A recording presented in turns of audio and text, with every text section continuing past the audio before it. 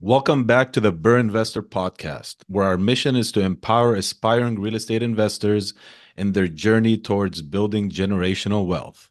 All right, I'm honored to have Josh Gilmore, Senior Vice President from SDIRA Wealth. Josh, welcome to the podcast. Absolutely, Alex. Thank you so much for having me today.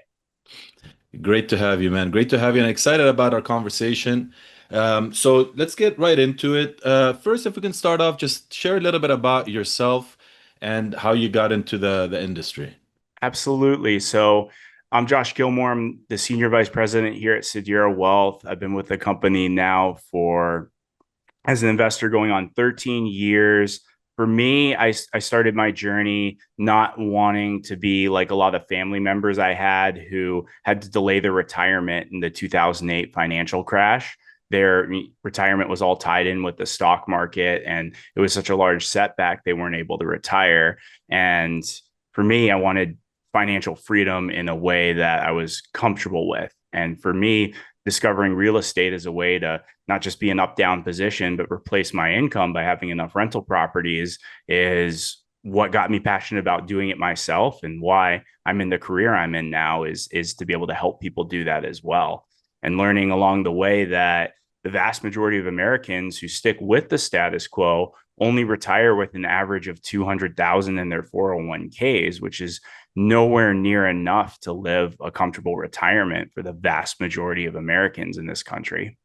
Especially with the way things are going with, retirement, Social Security, and all that kind of stuff, you can't really rely on it anymore. You absolutely can't. And the average Social Security is only 1,900 a month. And if you have 200,000 in the 401k, and if you're conservatively taking out 4% of that per year, that's only an extra 600 a month from your 401k. So I know I can't live off of 2,500 a month. That's Mhm. groceries these days with inflation and the cost of everything. So having a plan that is helping me and my family and helping people do it is what I'm passionate about, because you can have financial freedom without having to rely on the stock market and the up and down position and stress of that. For sure, for sure. Yeah, and it's awesome. I have a very similar story, 2008 and the crash and having your 401k. You just, they encourage you to have a 401k, invest in your 401k. I was in corporate America at the time, so I encouraged, my team and my employees to invest in, to have a 401k. But then that's all we know, right? We don't know much more than that, and it's limited to what you have exposure and access to. And recently when I discovered, the self-directed and the 401k and investing through those vehicles, it's like a game changer. And the way I see it is you can make your retirement yourself, right? It's just all up to you. Don't wait for the government, don't wait for Social Security, create it yourself. And that's what I love about it. Absolutely. It gives you so much more control over what you're investing in. You're not limited to just the stock market, and it doesn't have to be only in a retirement account. We do properties inside and outside for clients. I invest both ways. When you look at a retirement account, so many of those are just averaging 4% a year, right?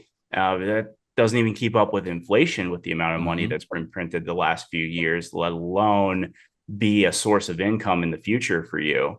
And too many Americans have to keep working longer and longer and longer because of that. And with a self-directed IRA, obviously you can invest and own homes as part of your retirement plan and generate that income instead of having it stuck in the stock market.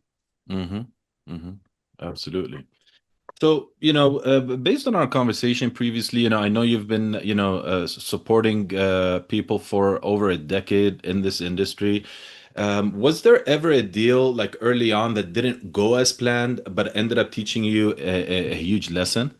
Absolutely, and multiple deals, and some of the main lessons I learned really doing rehabs and diversifying into that is how numbers can look really great on paper and in reality be very different.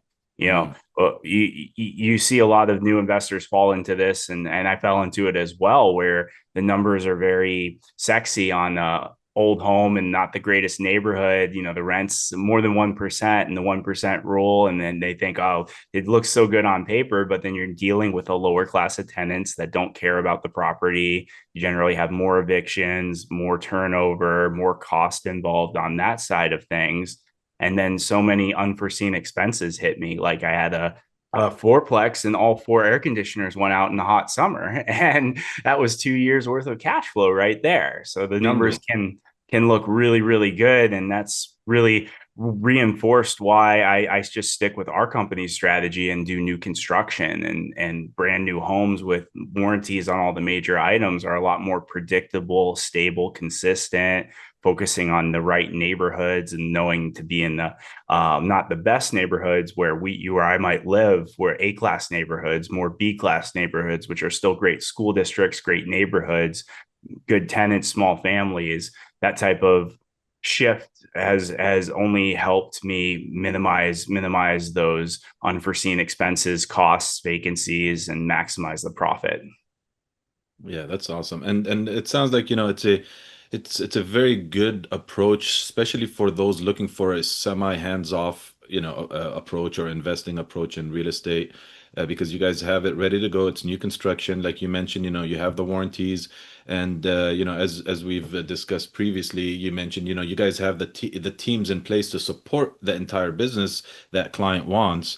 So that's very, very cool. And you're absolutely right. A lot of people get into deals just by chasing a shiny object. They see the pricing, oh, it's great, or they see there's some cash flow. But I tell them all the time, okay, that cash flow can be just gone with just one AC, or the roof goes bad, or a toilet goes bad. So yeah, there's a lot of things people don't, people overlook. I also notice it in the fix and flip space. Like a lot of people overlook the carrying cost, and the closing cost on both sides, the purchase and the sale, right? There's a lot of factors, and that can, put you into a profit or take you out of a profit zone. So there's definitely those little things to consider. So that's awesome. I love what you guys are doing there.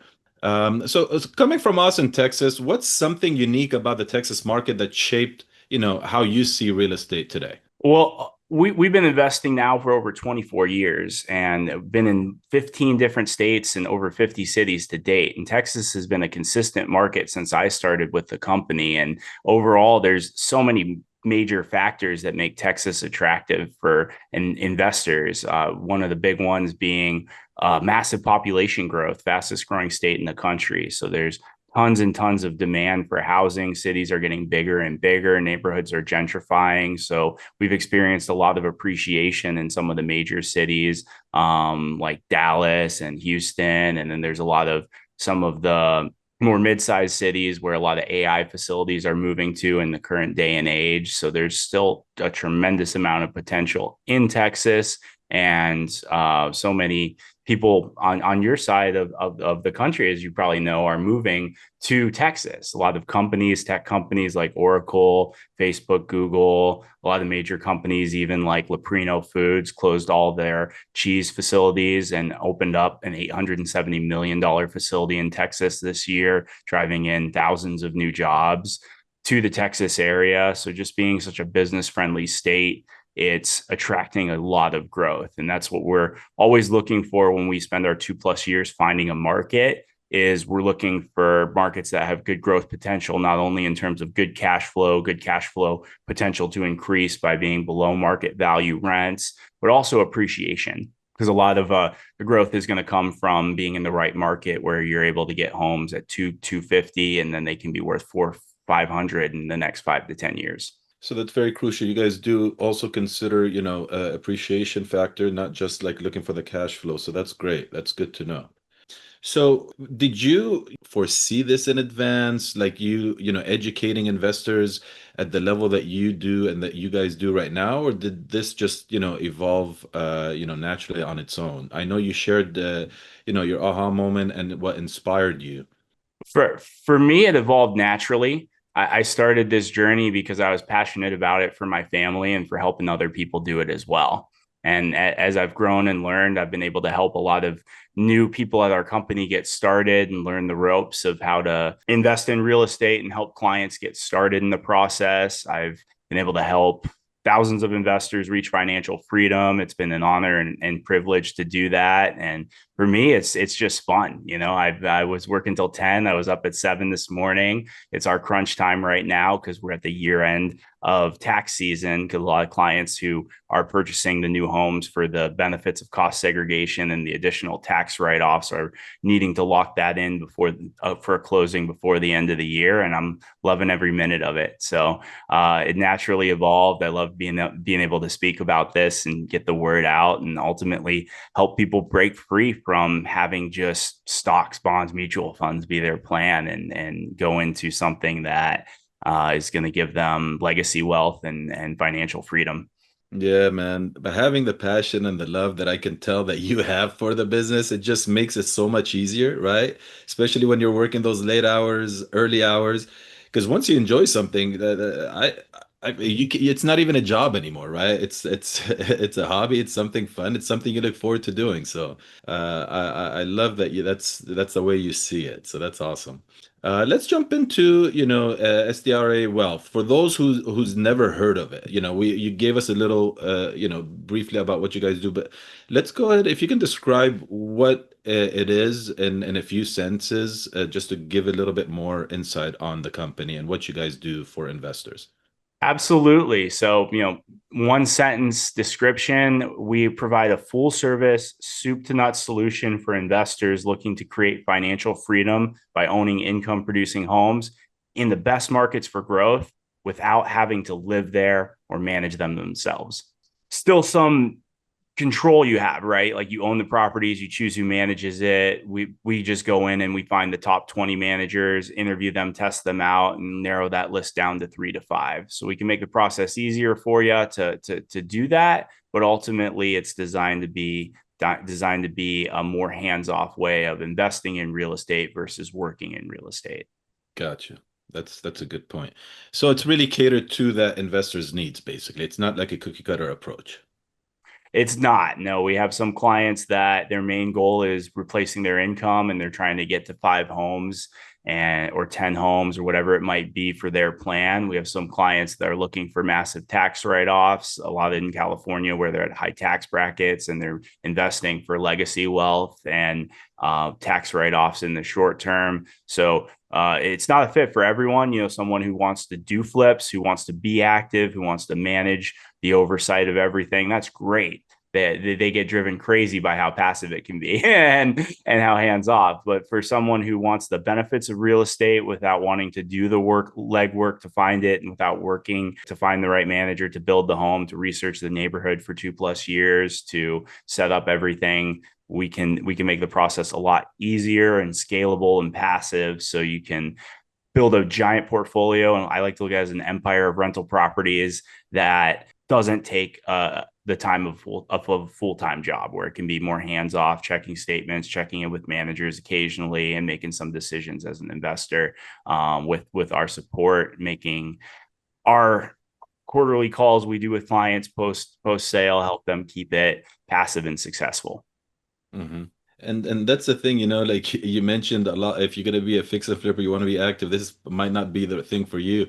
What a lot of people don't realize is, real estate is supposed to be boring, right? It's supposed Hmm. to be boring, and it requires a lot of patience to stabilize the property and and keep it going. But yeah, if you want to be extremely active, there's other things that you can do. So with that said, let's jump in. You guys help people build financial freedom. If you can break it down for me, like what does that actually look like for most investors in real life? And some may need, obviously for some they may need a few properties, others may need, a lot more, right? Is that the way it would work? Each investor is a little bit different, but there is an average. And we actually wrote a book on that. There's going to be a link that anyone who's watching this can get the book for free. It's available on Amazon as well. It's called the Freedom 5 Formula. And the average client we work with over the years, we've learned, needs about 10,000 a month in income, extra income to support their retirement. And that equates to an average of 5 properties that are paid off. Our homes typically in the 200,000 range. If you purchase 5 homes now, they would pay themselves all off in about 20 years starting today. So if someone comes to us and they're 20 years from retirement, we're going to put a plan together to get 5 homes paid off minimum to be their baseline 10,000 a month. They're 10 years from retirement, we can still do it with 5 homes. We're just going to do more than 5 homes. So, for example, some of the clients who are closer to retirement, we have a goal with them of getting to 8 or 9 homes, with the plan being in 10 years, they might sell 1 or 2 of them to pay off some of the other homes. So there's different ways we can structure it to get clients to that financial freedom that works for them. Some clients, it's as high as 50,000. Some clients, it's as low as 4 or 5,000. So each Mhm. person's different, but I'd say 10,000 is the average, and that's 5 properties, free and clear. Very cool. Very, very cool. And thanks for the ebook. Like Josh mentioned, we'll put the link to the ebook in the description below, so please check that out. Appreciate you offering that to our audience. So as far as like mindset, what's the biggest mindset shift that someone has to make before they can truly build wealth, in your opinion? Excellent question. Biggest mindset shift, hands down, is shifting from thinking like a homeowner. Like, I would love to live in this neighborhood. I would love to live in this house. I love this kitchen, or I don't like that kitchen, or I think it's too small, or this neighborhood isn't for me. To thinking like an investor. Is this the right neighborhood for low vacancy? Is this where the renters are living? Is this where it's gentrifying and becoming a better neighborhood? And in the meantime, is very popular for renting and may be where homeowners are 5 years from now, because it's very close to these major employers. It's in the right school district where the majority of renters and small families who rent are having their kids go to school. So when you think of investment, I'm sure you've seen it plenty of times as well, where somebody's buying a home that they would love to live in. That's a 5 bedroom house, and they're trying to find a renter, and the expenses are bigger than the rent would even be, and the vacancies are 6 7 months because no one's renting those homes. The average renter is renting a 3 or even a smaller 4 bed. Um, than what you would want to live in. So when you shift your mindset to thinking about this like an investment, I like to compare it to, if you're investing in Pepsi stock? Are you interviewing the CEO? Are you visiting their headquarters? Are you looking at the financials of the company, the direction they're going, the team there? You want to focus on the right things with a real estate investment. And there's a big difference. Quick example, I love living in Austin, Texas. We have hiking, we have a lot of great restaurants. I would never buy a rental property here. Not that it's a bad place to live, but it's hands down the most expensive city in Texas. So anyone who does rental properties here, even older homes, are cash flow negative. I have a client who did 3 on their own, and she's losing 500 per house after the paying the mortgage, and that's after collecting rent. So you're not going to be as profitable when you have to pay so much in an area that also is very boom bust in terms of employment. There's been a lot of ups and downs because the tech industry is what's booming and busting here, right? When there's layoffs, when there's AI fears, a lot of people aren't buying homes or renting or moving here, and the vacancy rate's higher. So those factors, investing where you live is not always the best place to invest, and you want to have two different mindsets when you're looking at a house to live in versus a house to own as an investment property. So it sounds like I'm hearing you say keep the emotions out of it when you're looking at it from an investor's perspective, right? And I see that a lot, especially working with newer investors, and it's common, it's fine, and that's part of our job. That's what I love. It's part of our job to guide them, and for the most part, they do get it because there's a big difference in where you would want to live and then what's a good investment. And you pointed out great points. So it's like focusing on the criteria that's going to help generate make it more desirable, make it more in demand, and get a better tenant, generate the consistent income and the appreciation versus, oh wow, this is a beautiful place to live per se, right? So that's a great point. That's a great point you bring up. Let's move on to, I know you mentioned you talk a lot about, breaking the status quo. What's one outdated financial idea you wish people would just let go of? Having a diversified stock portfolio being To me, it's a no brainer. Oh, I have some real estate stocks. I have some, I'm diversified in real estate. Not really. When the stock market crashes, it crashes. There's ups and downs, right? You can be as diversified as you want to be in the stock market, but you're not really diversified into other assets. So I hear that all the time where, oh, my financial advisor that can only offer me options in the stock market has me diversified, or told me I'm self-directed. So I'm actually picked a couple stocks on my own. Well, you're not really self-directed then. You're not able to buy a house that you own. Whether you buy a house with us, whether you buy it on your own, you can't do that with the traditional in the sense of like brick and mortar brokerage company IRA. That's where you have to break free and have a truly self-directed retirement plan to be able to use that to do it. One other one that always gets me is why would I buy a property in my IRA if I don't get the tax benefits? I don't get the depreciation benefits.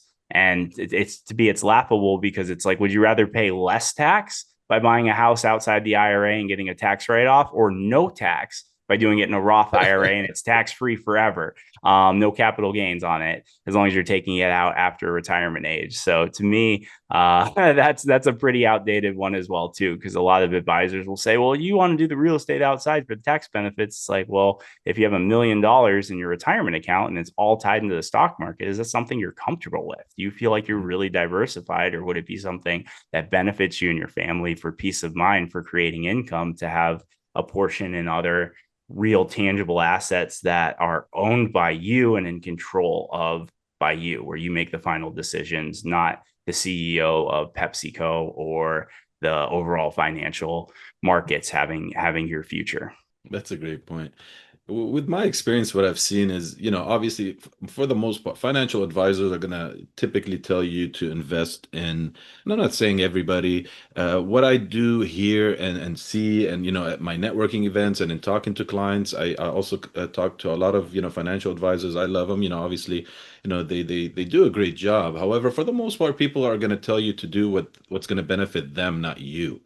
And what blows me away is like, how can a financial advisor advise you on, investing in alternative assets like we're here talking about and, encouraging, when they don't even know that you can use a self-directed IRA? Like, a lot of these people don't know that you can use a self-directed IRA to buy such assets that we're talking about. So one is, ignorance or lack of knowledge, but then two is, if you do know that and you're not informing the client, I feel that's part of your fiduciary duty, right? It's like, inform them of what their options are, let them make that decision. But yeah, I get that. It's unfortunate, and that's why we're here on a mission to spread the word and to as many people as possible. And So that's let's move on. Yeah.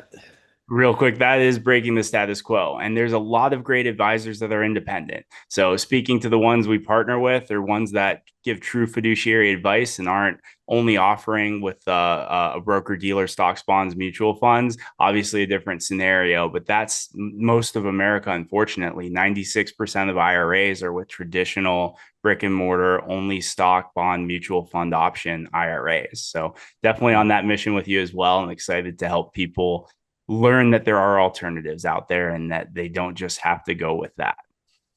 It's huge. It's huge. It's life changing for sure. Absolutely. Let's get in a little bit to Josh again. So when you're not talking about real estate, tell us a little bit about what's your go-to way to unplug and recharge. I can be tough. My wife has to always kind of remind me that it's downtime. Huge sports fan. I love the NFL and European football, soccer, Premier League, that kind of sports. Very excited about the World Cup. Getting outside, hiking, playing disc golf, doing a lot of outdoor activities. All that stuff is really good for helping me unwind and relax. That's awesome. Do you have a favorite NFL team or anybody you're looking forward to also in the World Cup? It's coming to LA, so you might want to visit. It's coming to Houston as well, so not too far away from me here. But it would be always great to go back to California, since I grew up originally from San Diego, a great place to live. But as a lot of clients know, it's more expensive when it comes to rentals, so they can get a lot more bang for their buck in markets like Texas. But very excited about USA.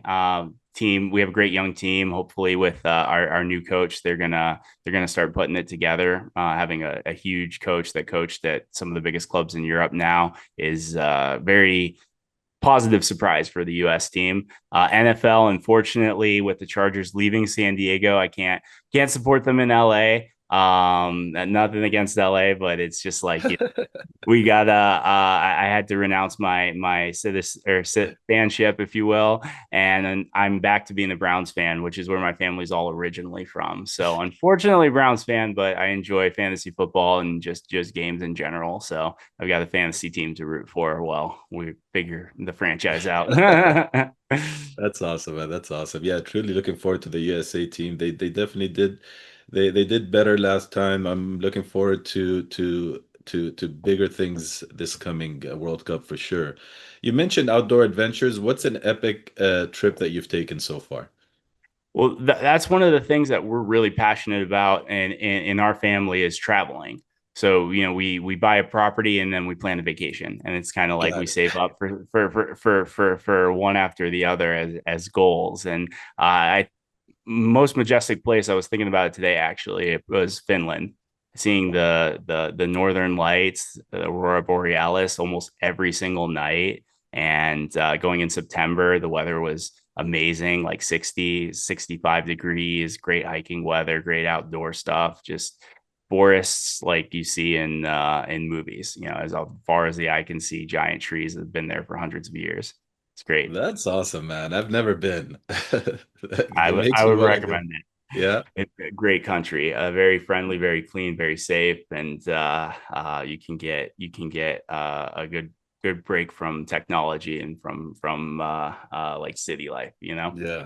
Yeah. And I love how you mentioned, you make a trip out of, buying a property, looking at a property, rather than, just keep it still and boring. That makes it a lot more fun, especially when you include the family with it. So, Absolutely. so tell us a little bit about Austin. I know, it's known for its music, food, energy. What's your favorite local spot that, never disappoints? Well, favorite local spot, hands down, Terry Black's. If you're coming I've to been. You've been? Yeah, Yeah. that's my favorite barbecue spot for sure. That's where I bring anyone who's coming to visit, and you can't get food like that anywhere else in the country. Wow. Okay, there we go. There we go. That's a good ad. Yeah, I've been. It was highly recommended and it was very, very good. So, Excellent. Very cool. It's always cool. I've mentioned that to people, and I've had maybe 4 or 5 people who've been there, and they all felt the same way. So glad to hear you had a chance to be there. I for love Terry sure. Blacks. Yeah, and I look forward to my next trip there as well, man. So, Joe, I appreciate you taking the time, man. This is very valuable, very, very helpful for one for others to hear what you're sharing, hear what you guys do, hear the mission you're on, and hopefully take action. Right? It's only part of it, like to listen, but don't get into analysis paralysis. Take action. Again, I do want to thank you for sharing that ebook with us and with our listeners. So to get that, please click the link in the bio. We'll also put another link in the bio. This way you can connect with Josh and his team as well. Is there anything else you want to add? Any other contact information you would like to share with our listeners? Well, I do want to share that and reinforce that the biggest step is taking action. Analysis paralysis is what keeps most people in the status quo. And I'm not saying go in blind. I'm saying have a conversation, learn everything you need to get to the point where you can make a really educated yes or no decision. The reality is no one's going to feel 100% on their first deal of any kind, but we can get very, very close, whether that's coming out and visiting, meeting the team, hearing success stories of other clients, learning what you learning the process ins and outs, understanding the benefits, the risks, the process for being a successful owner, and what you as an owner need to do. And our goal is for you ultimately to have a great experience. We only want to take on clients that are a good fit for working with us, that understand all of these things and are comfortable with them, because our goal isn't to sell a property, it's to build a long-term relationship. Similar mindset shift. You're not thinking about the color of the paint, you're thinking about how many homes I need to achieve my goals and be financially free.